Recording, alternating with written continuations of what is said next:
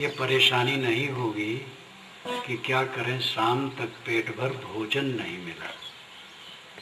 ये नहीं होगा, सबका पेट भरता ही नहीं, ज्यादा लोग खा लेते, लालच में पड़ करके ज्यादा खा लेते हैं। भात बना हो और 10 खुराक बना हो और 12 लोग घर में हैं तो थोड़ा कम कम खाना पड़ेगा, तब सबका आटेगा। लेकिन ऐसा नहीं है, ज्यादा लोग खा लेते हैं। और कपड़ा भी सबको पहनने को मिलता है। अब तो 2 3 3 4 4 जोड़े ही नहीं, बहुतों के तो बहुत जोड़े। पहले जमाने में एक धोती, एक कुर्ता, एक बनियाई अगर है तो उसमें काम चल जाता रहा। अब अगर एक जोड़ी धोती है तब तो भाई बड़े आदमी का लक्षण। अब अगर कहीं 3 4 धोतियां हैं तो और बड़े आदमी का लक्षण। आजकल तो कई सूट लोग सिलाते हैं और हिंदुस्तानी ढंग से भी अपना सूट है, कुर्ता धोती, वो भी कई कई है। पहले लोग खपड़े के घर में और फूस के घर में रहते थे, आजकल पक्के खूब बनते चले जा रहे हैं। लेकिन पक्के मकान ना हो तो भी खपड़े के मकान में तो सब रह ही रहे हैं, फूस में रह रहे हैं, वो भी मकान है। तो खाते सब हैं, पहनते सब हैं, घर में रहते सब हैं, मन कितना संतुष्ट रहता है, मन में कितनी शांति रहती है, इसकी परीक्षा करो। अगर मन में शांति नहीं रहती है तो जीवन सफल नहीं। मन में शांति न रहने का कारण है हमारी समझ और व्यवहार की त्रुटि। समझ में भी त्रुटि होती है और व्यवहार में भी त्रुटि होती है।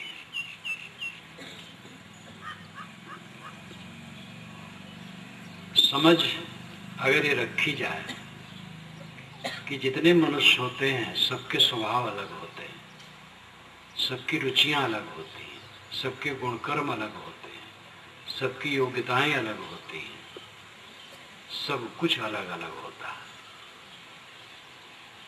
ऐसे अलग अलग विचित्र स्वभाव और गुणदोष भरे संसार में जब तक सहना नहीं सीखोगे शांति नहीं पाओगे। सहना पड़ेगा। पति और पत्नी का जोड़ा आज तक मैंने देखा सुना नहीं कि दोनों के विचार सर्वथा एक हो, दोनों के संस्कार सर्वथा एक हो, दोनों की रुचियां एक हो, दोनों के गुणकर्म एक हो, दोनों की योग्यताएं एक हो। समानता होती है कहीं कहीं, बहुत योग्यता निकट निकट होती है, स्वभाव का मिलान होता है, फिर भी कुछ अंतर रहता है और कहीं कहीं तो बड़ा विरोध रहता है। पति है बेचारा 10 बात का तो भी वो गुस्सा नहीं करता, सुन लेता। और पत्नी ऐसी है कि बात बात में गर्म होती है। आप लोग भी जानते होंगे, मैं भी जानता हूं। ऐसे लोग थे कि अपनी पत्नी के आगे बेचारे सदैव चूहा बने रहते थे, जैसे बिल्ली के सामने चूहा, तैसे वो बने रहते थे, सब समय चुप सहते रहते थे और जीवन भर सहे। अब ऐसे पुरुष भी होते हैं गर्म मिजाज, भड़बड़ भड़बड़ करने वाले। कितनी देवियां हैं, सहती रहती है। सहने से सुख है, लड़ने से सुख नहीं। उग्रता जहां होती है वहां बड़ा अंतर होता है, जहां उग्रता कम होती है अंतर कम होता है। लेकिन इतना साफ है कि विचारों की भिन्नता दुनिया में हर जगह है, संस्कारों, स्वभावों, गुणकर्मों की भिन्नता हर जगह है। सहने के अलावा और कोई चारा नहीं। दूसरे की उल्टी पुल्टी बातें सह लो और स्वयं उल्टा पलटा न करो। दूसरे का गुस्सा सह लो और स्वयं गुस्सा न करो। दूसरे का गलत व्यवहार सह लो और अपना गलत व्यवहार न करो। इससे आप तो सुखी रहोगे, अगला आदमी भी ग्लानि में पड़ेगा, अपने को शोधेगा। अगर पुरुष बाहर से आया और स्त्री बरस पड़ी उसके ऊपर एकदम गर्म, और पुरुष चुप रहा और बोला तो मीठा बोला, तो इससे पुरुष को शांति तो मिलेगी, अच्छा व्यवहार वो कर रहा है, और उसकी पत्नी को ग्लानि होगी कि मैंने क्या कहा डाला। पश्चाताप होगा और अपने को सुधारने की वो चेष्टा करेगी। सब पत्थर नहीं है, सबके अंदर में दिल धड़कते हैं, लेकिन तामस, अहंकार, कामना की जड़ता मनुष्य को भटकाती है।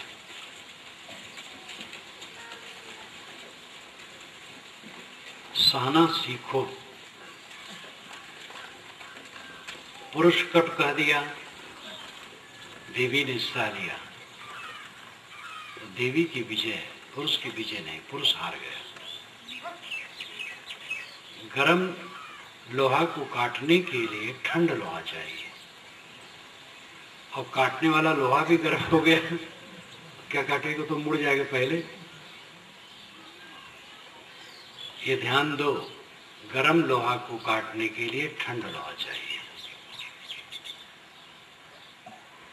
किसी की गर्मी को सह लेना बहुत बड़ी तपस्या है, और ऐसा व्यक्ति ही आगे बढ़ सकता है।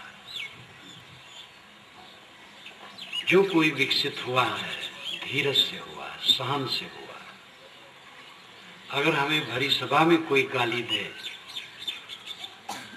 तो अज्ञान बस ही हमें लगेगा कि हमारा नुकसान हो रहा है, तौहीन हो रहा है, और लोगों की दृष्टि में मैं गिर रहा हूँ। ये हमारे अज्ञान से ही होगा ऐसा सोच। इसी सभा में कोई हमें गाली देने लगे, हमारी तौहीनी नहीं है, गाली देने वाले की तौहीनी है। अपना तौहीन वो खुद कर रहा है।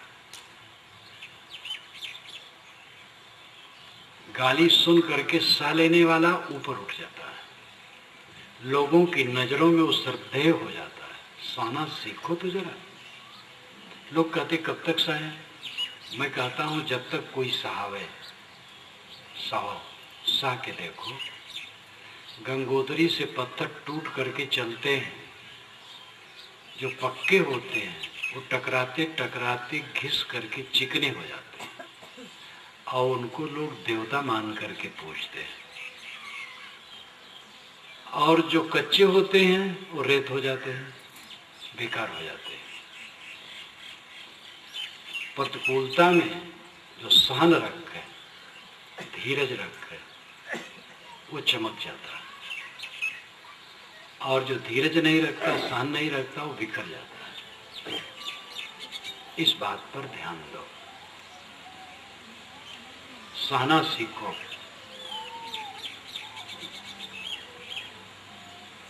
सहनशीलता नहीं होगी तो सुखी नहीं रहोगे। चारों तरफ से हवा आती है प्रतिकूलता की। अब आदमी जितना आगे बढ़ता है व्यवहार में, उतना आते हैं। जितने प्राणी पदार्थों से अधिक संबंध होता जाता है, अनुकूलता और प्रतिकूलता दोनों ज्यादा आती है। तो अनुकूलता तो सबको प्रिय है, प्रतिकूलता प्रिय नहीं है। प्रतिकूलता में जो विकार विहीन मन हो करके सह ले, वो देवता है, वही भगवान है, वही महान है, वही सुखी हो सकता है। कोई कोई सास होती है वो हरदम फनफनाती है, बहू को रगड़े रहती है, और कोई कोई बहू होती है गरम मिजाज की, सास बेचारी परेशान होती है। ननद भावत में, देवरान जिठान में, भाई भाई में, जितने संबंध हैं सबकी कथा है, सबके लिए बात है। जितने स्त्री पुरुष बैठे हैं, साधु गृहस्थ, सबके लिए बात है। अगले की सहो और स्वयं सहाने की चेष्टा न करो। सबके अंदर से जहर उबलता है, विष और अमृत सबके अंदर में है, लेकिन अमृत तो ज्यादा दबा रहता है, विष ही उभरा रहता है। विष और अमृत सबके अंदर में है, अमृत दबा रहता है, विष उभरा रहता है। क्षमा, क्रोध, ये दोनों के बीच सबके अंदर में है। संतोष और तृष्णा, इनके भी दोनों के बीच सबके अंदर में है। त्याग और लोलुपता, ये दोनों के बीच सबके अंदर में है। लेकिन उभरा क्या रहता है? क्रोध, लोलुपता, असहनशीलता, तृष्णा, ये ज्यादा उभरे रहते हैं, क्योंकि दृष्टि हमारी स्थूल है, खाली पदार्थों पर ध्यान है, दुनिया की चीजों पर ध्यान है। मन की शांति के विषय में बोध नहीं है, समझ नहीं। सच्चा सुख मन की शांति है। जब आप अकेले में बैठे हैं तो किसी की प्रतिक्रिया में न डूबे हों। अकेले में बैठकर, अकेले में चलते समय, लेटे, जब आदमी अकेला होता है तब उसके शैतान उसके दिमाग पर चढ़ते हैं। जब वो किसी के साथ होता है, कुछ बातचीत करता है, कुछ काम करता है, तो उसके जीवन में गतिविधि रहती, तो शैतान दबा रहता है। जब अकेला होता है तब शैतान सिर पर चढ़ता है।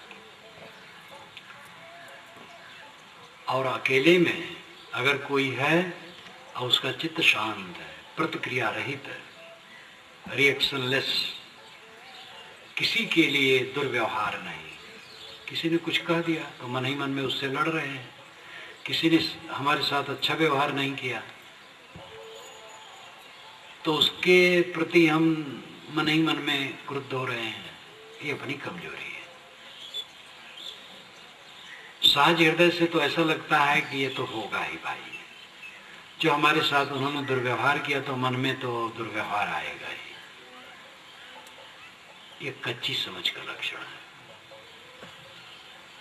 सच्ची समझ है, कोई कितना हमारे साथ दुर्व्यवहार करे तो भी हमारे मन में प्रतिक्रिया नहीं आएगी। जब हम अभ्यासी हो गए साधना के, स्वरूप ज्ञान के, स्वरूप स्थित के, आत्म शांति के अभ्यासी होंगे तो हमारे मन में ये रहेगा कि अगर हमारे मन में कूड़ा कचरा आएगा तो उससे हमें ही तकलीफ होगी। किसी ने हमें उल्टा पलटा कहा या व्यवहार गलत किया हमारे साथ,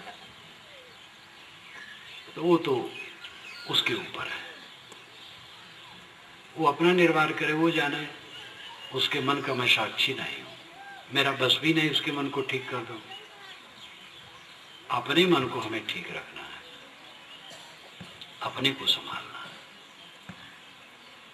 और अपने को हम पूरा संभाल सकते हैं। आज से पहले या आज भी जितने साधक हुए और हैं, जो जीवन मुक्त हुए और जीवन मुक्त हैं, उनके सामने भी यही सारा प्रपंच है और रहा है।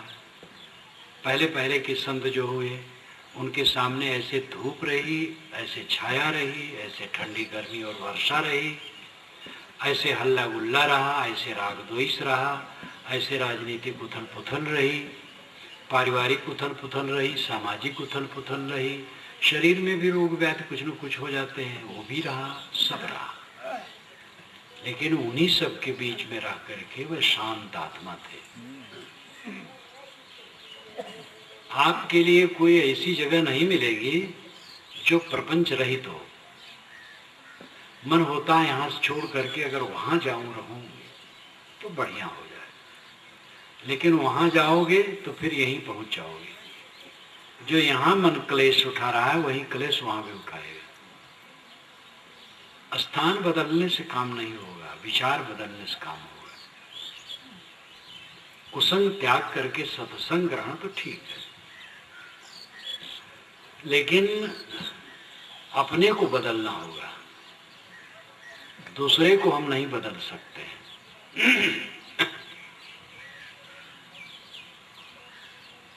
शांति क्यों नहीं मिलती, सुख क्यों नहीं? सच्चा सुख क्या है? शांति।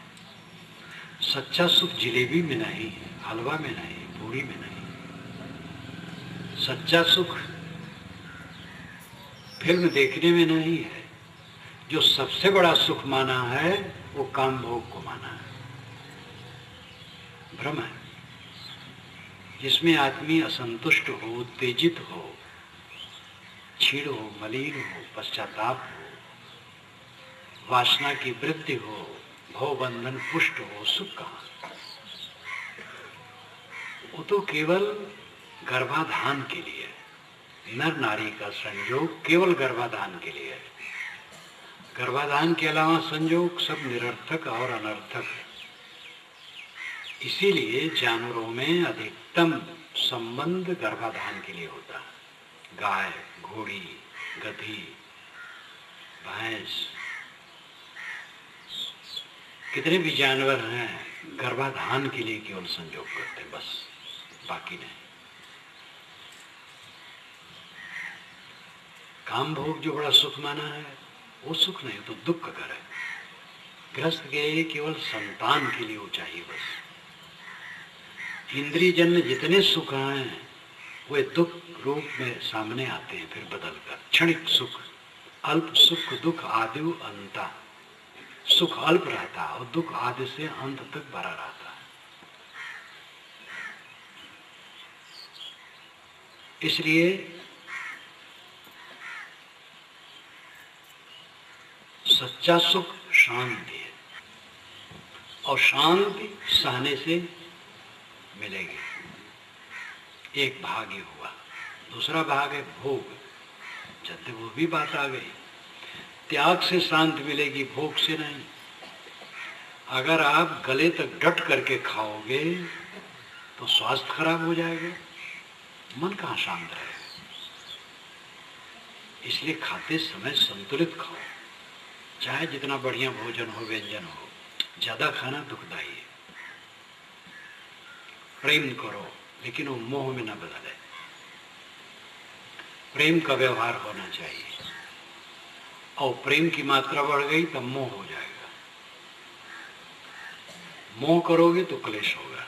शुद्ध प्रेम में देने की इच्छा होती है, और जब प्रेम बढ़ जाता है तो मोह हो जाता है, तो लेने की इच्छा होती है।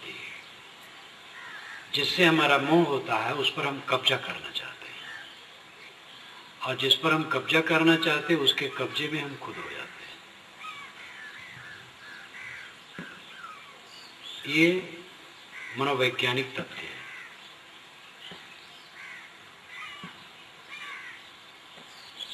भोग का त्याग करो, त्याग में शांति, भोग में शांति नहीं।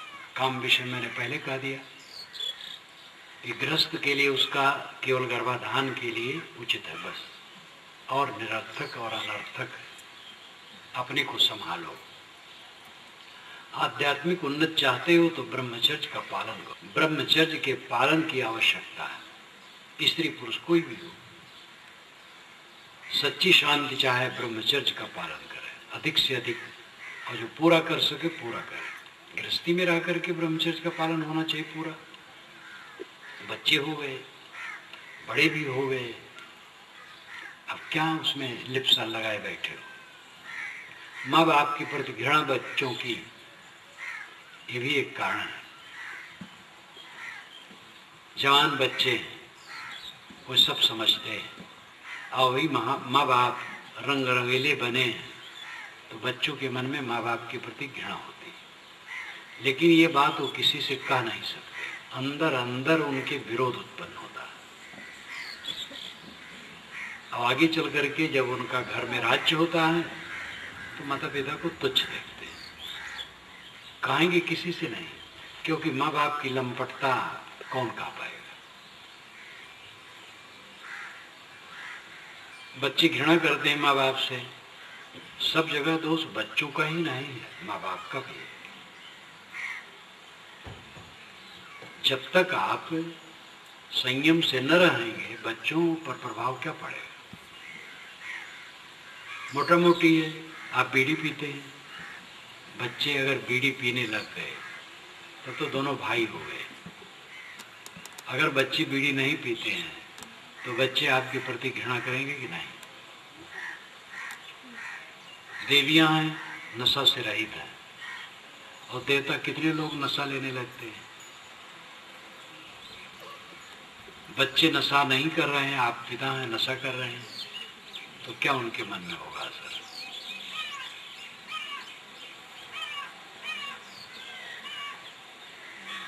माँ बाप के प्रति घृणा के कई कारण होते हैं।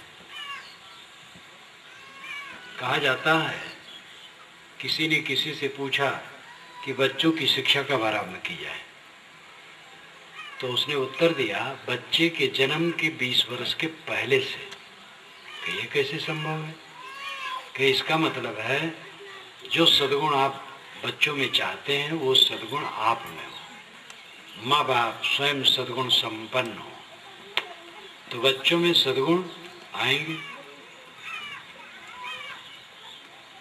आप सदाचारी हैं, संयमित हैं, तो आपका प्रभाव बच्चों पर पड़ेगा। नहीं भी पड़ता है तो वो विशेष बात होती है। कोई कोई कुछ संस्कारी बच्चे होते, नहीं पड़ता, वो अपवाद है। सामान्यतः माँ बाप का प्रभाव पड़ता है। कितने घरों में पान तक कोई नहीं खाता है, बाल बच्चे भी वैसे हैं। देहरादून में मेरा एक बार कार्यक्रम था, बहुत पुरा काल में, वो तो 67 की बात चाहे होगी, 1967। तो एक संस्था ने बुलाया था, मैं ऋषिकेश में था, वहीं से बुलाए थे। तो मेरा निवास रखे थे एक बीड़ी के व्यापारी के घर में, वो बड़े सेठ थे। उनकी बीड़ी भारत, लंका, पाकिस्तान, इन सब देशों में जाती थी। बड़े व्यापारी थे बीड़ी के। वो घर भर हमारे पास बैठते थे, कहते थे, साहब मेरे घर में कोई पान खाने वाला नहीं, बीड़ी पीना तो दूर, कोई पान नहीं खाता, कोई नशा का सेवन मेरे घर में नहीं, चाय भर चल जाती और कुछ नहीं। और ये तो बीड़ी वाली बात आई।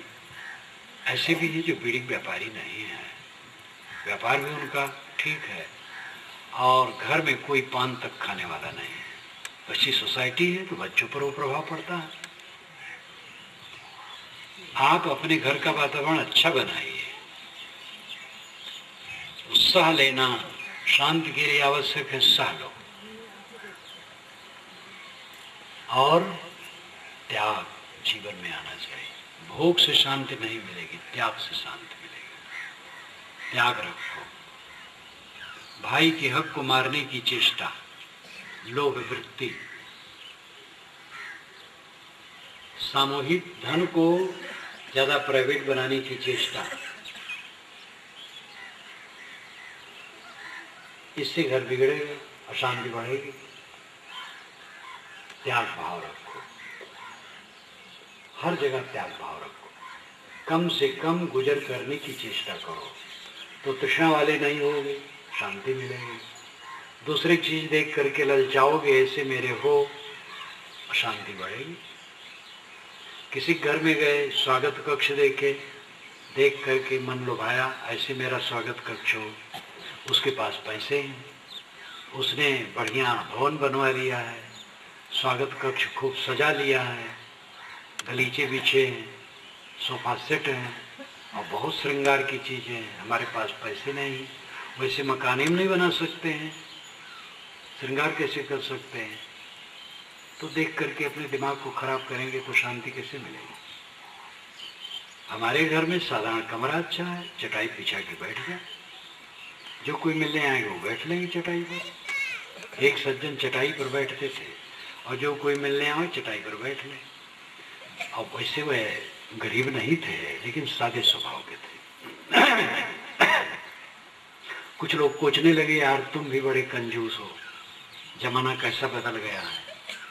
तो कोचते कोचते उनके भी मन में आया, तो फिर चटाई उटाई हटाए और गलीचा बिछाए, सोफा सेट लगाए, तो एक अपने लिए, एक दो दूसरे के लिए। अब कभी कभी मित्र कई आ गए, तो मित्रों को कैसे नीचे बैठा अपना ऊपर रहे। चटाई बिछी, उसमें तो कोई भी बैठे, कितने लोग बैठ लें जितनी जगह हो। लेकिन अगर कुर्सियां हैं तो एक कुर्सी अपनी, दो चार कुर्सी और आगे 10 लोग, तो कुछ लोग कुर्सी कुछ लोग जमीन पर कैसे बने। तो और लोग कहने लगे, यार तुम क्या दरिद्रता से रखे हो। तो ज़्यादा सोफा सेट और कुर्सियाँ खूब लगाई। तो कमरे में उठाए जब चले तो कहीं घुटने में ठोकर लगे, कहीं हाथ में ठोकर लगे। तो उनको बड़ी ग्लानि हुई, क्या बकवास किया हो, सब निकाल करके बाहर कर दिए। अब फिर वही गलीचा तो बिछाए रखे कि चलो उसी में बैठे, सोफा सेट सब हटा दिए, कुर्सियाँ हटा दी और नीचे बैठ के मिलने लगे। एक उदाहरण, नीचे बैठे हैं कि कुर्सी पर बैठे हैं, ये कोई महत्व का नहीं। कितना कीमती मकान है कि सादा मकान है, कोई महत्व नहीं। महत्व है मन का। चटाई पर बैठे हैं, मन में शीतलता है तो महासुख है। सोफा सेट पर बैठे हैं, एसी लगा है, एयर कंडीशनर लगा है, हरहरा रहा है, पूरा मकान शीतल है, लेकिन मन शीतल नहीं है। आबोहवा ठंडी, कश्मीर नहीं साहब, ठंडा हो कलेजा जिसे कश्मीर उसे कहते हैं। कश्मीर का आबोहवा ठंडा नहीं है, कलेजा ठंडा हो वो कश्मीर है। मन शीतल हो, त्याग भाव अपनाओ, थोड़े में गुजर करने की चेष्टा करो, संयम से रहो। भोग की जितनी लालसा करोगे असंतुष्ट रहोगे। भोग की लालसा आज तक किसी की पूरी नहीं हुई है, सब अधूरे में गए। बड़े बड़े राजे महाराजे जल जल करके तृष्णा में मरे। अभी नेपाल में कुछ वर्ष पूर्व राजवंश ने ही अपने भाई के पूरे राजवंश का विनाश करके गद्दी पर बैठा और इतना विप्लव हुआ कि वो सिमट गए। अब तो वहां चुनाव हुआ है और अब तो राजा को वहां से भागने का अवसर आ गया। और सुनता हूं कि वो भारत में ही शरण लेंगे। भारत वाले ही गए थे वहां, ये 200-250 वर्ष हो गया, भारत वाले ही जाकर के राज्य जमाए थे। 3 सरकार तो बहुत पहले भाग आई, 5 सरकार, 3 सरकार, 2 सरकार वहां थी। जो मुख्य राजा होता था 5 सरकार और दूसरे 3 सरकार। तो 3 सरकार तो हवाई जहाज में पैसा वैसा भर करके बनारस 3 सरकार के राजा आ गए थे। नटी इमली में मैं वहाँ जरूरत भी पड़ी थी, हमारे बुरहानपुर के साहिब जी थे तो दर्शन करने गया था। अब उनके बाल बच्चे हुए, सामान्य हो गए। अब 5 सरकार का नंबर है, उनको भारत में ही शरण और कहीं शरण नहीं। अब वे अपने पूरे भाई और पूरे भाई के परिवार का विध्वंस करके सोचे थे कि अब सुख से राज्य करूंगा नेपाल का, नेपाल राज के राजा बनूंगा। लेकिन परिणाम ये हुआ कि जब से बैठे तब से नरक और उठा के फेंक दिए गए। और जिसने बड़ी क्रांति की है माओवादियों ने, उसी का नंबर आ रहा है, पब्लिक उसी का समर्थन कर रही है लगता है। और खुशी है, माओवादी के नेता ने कहा है कि जनतंत्र और मानव अधिकार की हम सुरक्षा करें। ये दोनों बातें बहुत बढ़िया हैं। जिस देश में जनतंत्र की सुरक्षा रहे और मानव अधिकार की, कोई सताया ना जाए। ऐसा ना हो कि राजनीतिक हथकंडा बना करके कुछ लोगों को अपराधी कहा जाए और उनको सताया जाए। अपराध भी किया तो अपराध में ऐसा न सताया जाए कि जो कायदिक विरुद्ध हो।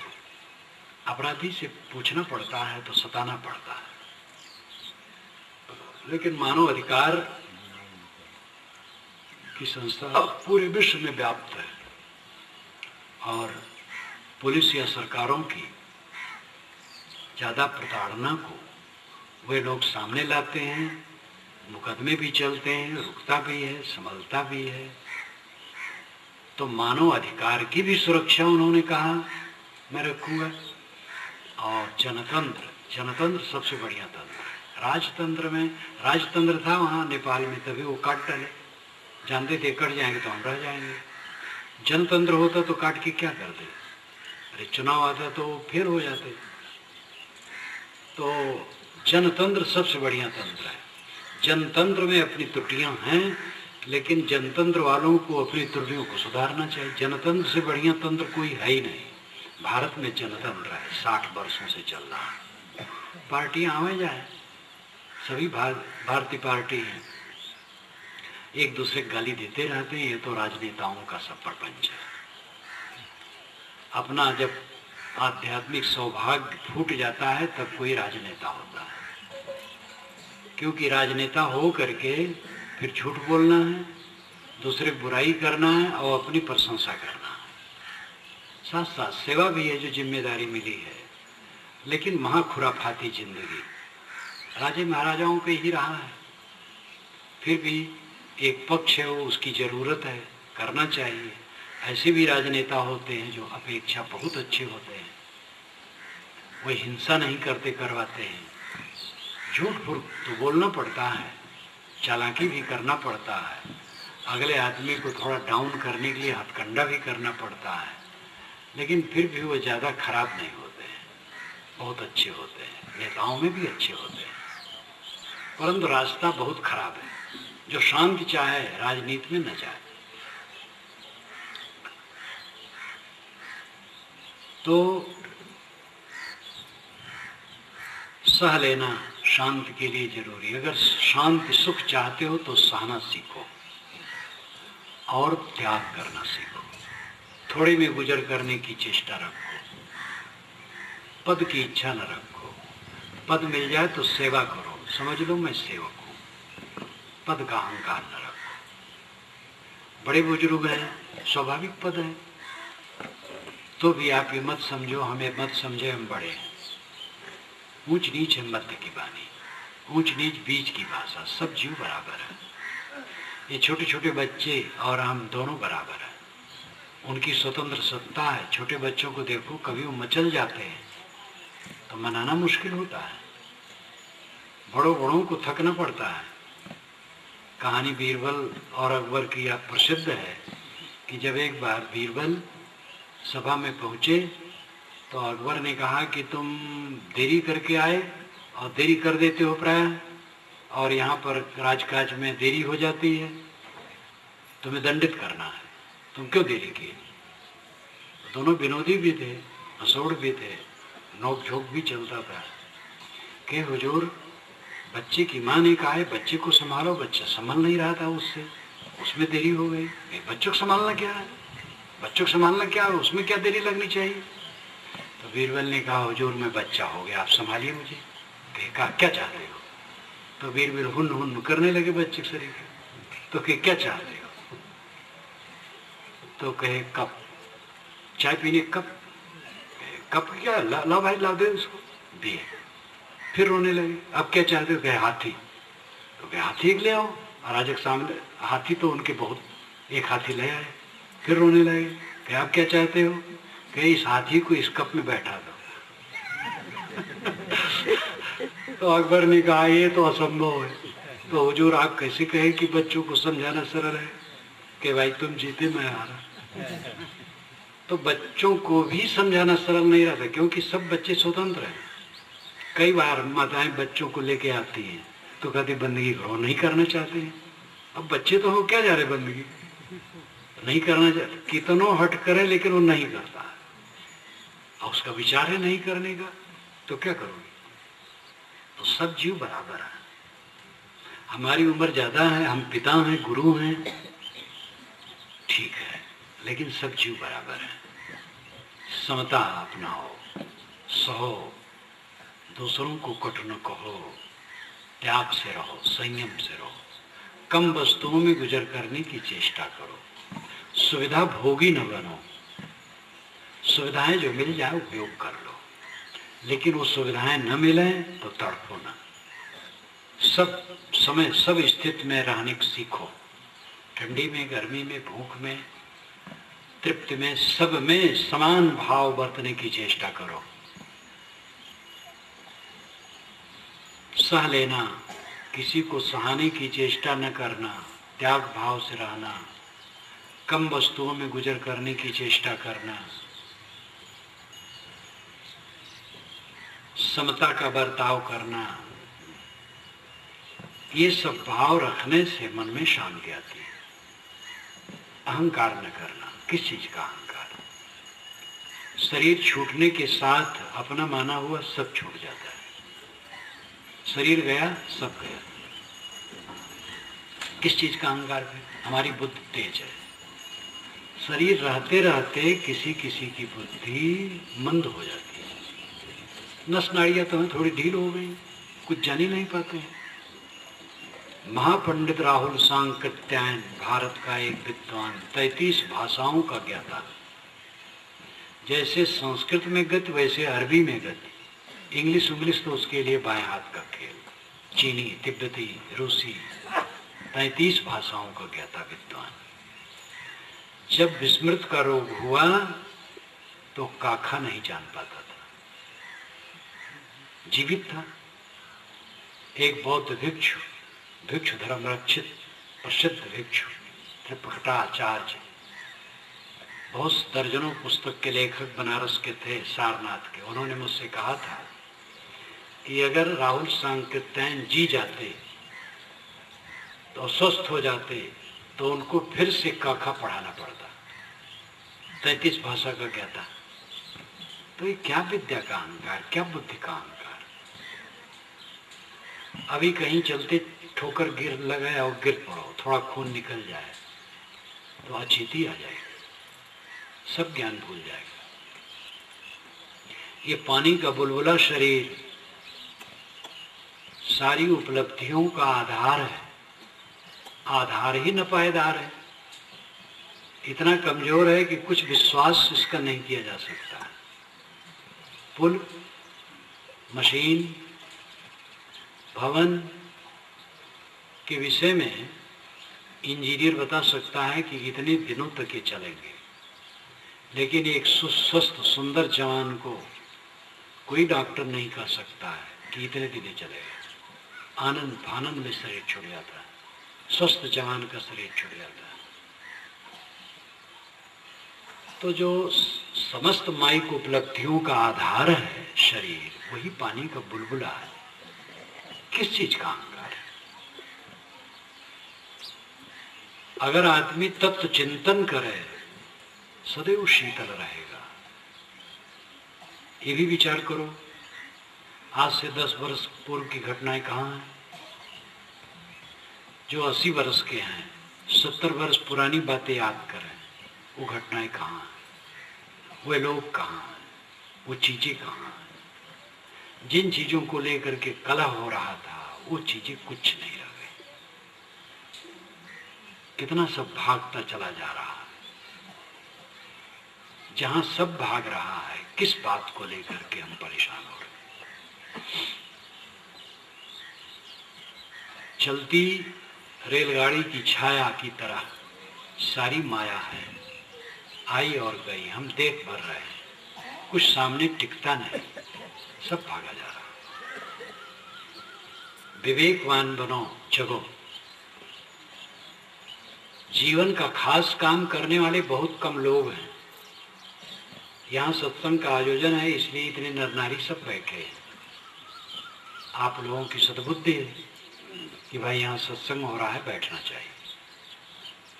लेकिन इसमें कितने लोग हैं जो अपने अंदर से चेष्टावान हैं जो रोज इसका अभ्यास करते हैं, ये ध्यान दो।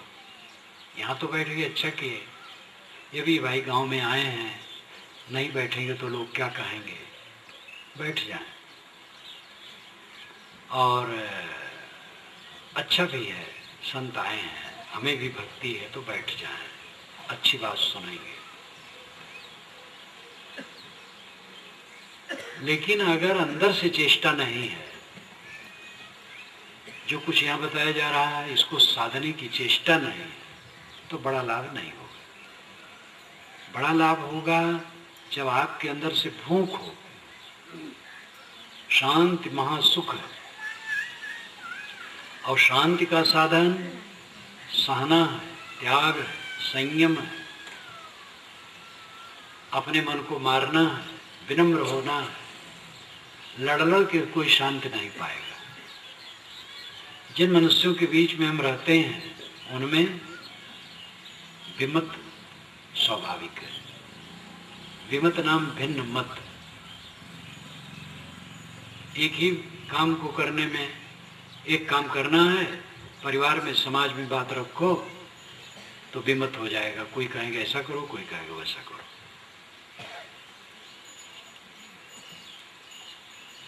विमत होना कोई बुरा नहीं, विवाद ना हो। अपनी कहे मेरी सुने, सुन मिले के हो, ये साहब का आदेश है। अपनी कहे और मेरी सुने, सुन करके मिल करके एक हो जाए, इसमें सुख है। पत्नी का विचार कुछ, पति का कुछ, आपस में विचार रख लें और रख करके एक मत हो जाए। दोनों ताने न रहें, ताने रहेंगे तो सुख नहीं होगा। भाई भाई हठ में पड़े रहें तो घर बिगड़ जाएगा। हम लोग जितने साधु हैं बात को लेके हठ में पड़े रहें, खींचतान करें तो समाज बिगड़ जाएंगे। विमत होना बुरा नहीं, विमत तो अलग अलग संस्कार है। कोई कुछ सोचता है, कोई कुछ सोचता है, सबके सोचने का सागर अलग अलग है। एक ही साथ 10 लोग बैठे हैं, लेकिन किसके मन में क्या है कोई नहीं जानता है। अपना अपना सोच कुछ तो मुख की आभा से, हाव भाव से प्रकट होता है और ज्यादा वाणी से प्रकट होता है।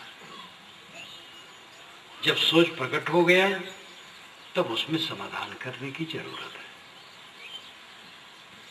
समाधान के बिना शांति नहीं पाओगे, लड़ोगे तो शांति नहीं पाओगे। लड़के का विचार भिन्न है, समझाने की चेष्टा करो। पिता का, भाई का, गुरु भाई का, पत्नी का, सास बहू का, सब जगह नियम एक है। समझाने की चेष्टा करो अगले आदमी को। अगर तत्काल नहीं समझता है तो चुप हो जाओ, समय आने पर समझेंगे। बिल्कुल न समझना ये तो विनाश का लक्षण है, कहीं होता है। या किसी बात में बिल्कुल कोई न समझा तो उस बात को छोड़ दो, छोड़ने लायक है, फिर समय से सोचना। ज्यादातर नरमी से काम लिया जाए तो समाधान हो जाता है, नरमी नहीं आती। एक आदमी गर्म है, हम भी गर्म हो गए, बस खराब हो गए। वो गर्म है, हम नरम रह गए, बस बन जाएगा, फिर वो भी नरम हो जाएगा। मैंने आपसे कहा था कि जितने लोग यहाँ हमारी सभा में बैठे हैं, इतने नर नारी, सब पेट भर खाते हैं। मैं विश्वास करता हूँ सबको खाने को मिल रहा है, और सब कपड़े भी पहने हैं, और सब मकान भी में भी रहते हैं। लेकिन कितने लोगों का मन सुखी है, कितने लोगों के मन में शांति है, ये स्वयं अपना अपना सोचो। खा पहन कर घर में रह करके भी सुखी नहीं हो। खाने को न मिले तो दुखी होना चाहिए, कपड़े न मिले तो दुखी होना चाहिए, फूस की छाया भी न मिले तो दुखी होना चाहिए। जब खाते हो, पहनते हो, घर में रहते हो तो दुखी क्यों हो? तो लोग कहते बस साहब यही खाने पीना भरा है, भाई बेईमान है, लड़का बहुत बदमाश है, पिता बड़े चालाक है, क्या करूं? तो सबकी बुराई तो कर दे, और आप क्या हैं?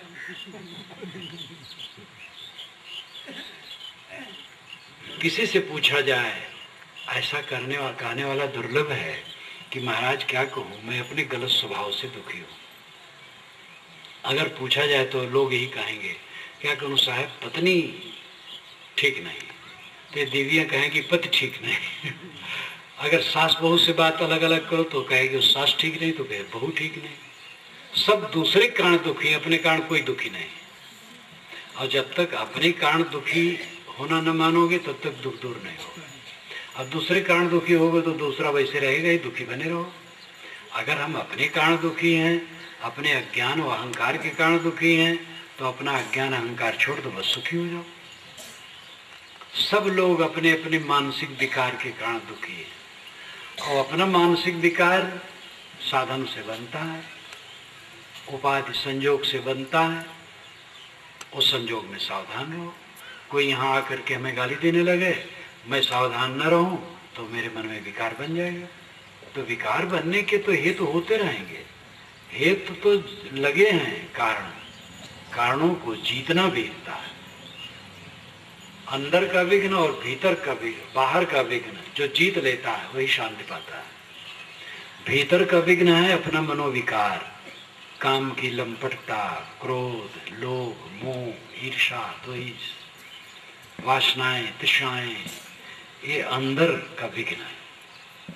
और बाहर का विघ्न है भिन्न भिन्न स्वभाव, उनकी बातचीत, उनसे व्यवहार में निपटना, ये बाहर का विघ्न है। आप सबको समझा करके शांति नहीं पाओगे, अपना समझो। अपना समझ लोगे तो दूसरे अपने आप समझेंगे। आप शीतल रहो तो दूसरे अपने आप शीतल होंगे। कोई गर्म हुआ, आप गर्म हुए, बस गर्मी गर्मी में बढ़ा। कुछ लोग कहते साहब हम सह नहीं सकते, चाहे जो हो सह नहीं सकते। चलो नहीं सहे, बातचीत हुई, गाली गुप्ता हो गया, मारपीट हो गई, पुलिस आई, पकड़ के लेकर के जेल में बंद रखी। अब सहो, अब जमानत मुचलका करवाओ, फिर मुकदमा लड़ो, फिर गवाही साखी, सफाई के पीछे दौड़ो, पुलिस की चिरौरी करो, ही करो। अब कितना सह रहे हो, पहले ही सह लेते तो कितना सुख रहा। तंबाकू खाते हो, बिना तंबाकू रह नहीं पाते हो। तंबाकू छोड़ दो, 10-20 दिन तक कठिनता लगेगी, फिर जीवन भर के लिए सुखी हो जाओ। ऐसे सब गुड़ाखू, गुटखा, पान, सुपारी, शराब, चाहे जो आदत है, गंदी आदतों को जीतने से सुखी होगे, अपने को जीतने से सुखी होगे। दूसरे को जीत कर कोई सुखी हुआ है? दूसरे की जीत, दूसरे पर जीत तो भौतिक है,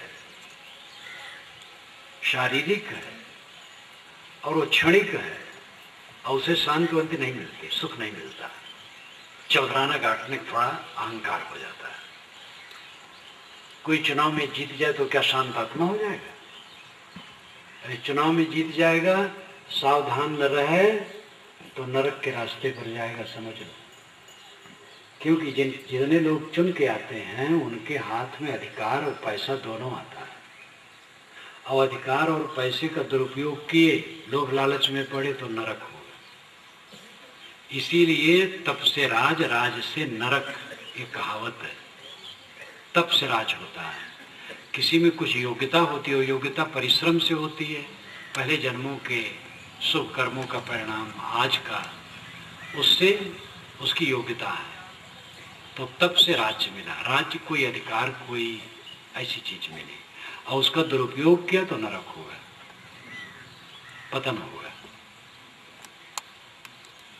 एक जगह, एक बड़े बाजार में मैं था, मध्य प्रदेश में, चुनाव का टाइम था, तो नगर प्रमुख का चुनाव या क्या था, तो कई खड़े थे, और वहाँ मुझे बहुत लोग जानते हैं, तो सब आते थे आशीर्वाद लेने के लिए। तो सबको मैं कहता था कि सेवा करो, प्रसन्न रहो, सेवा करो।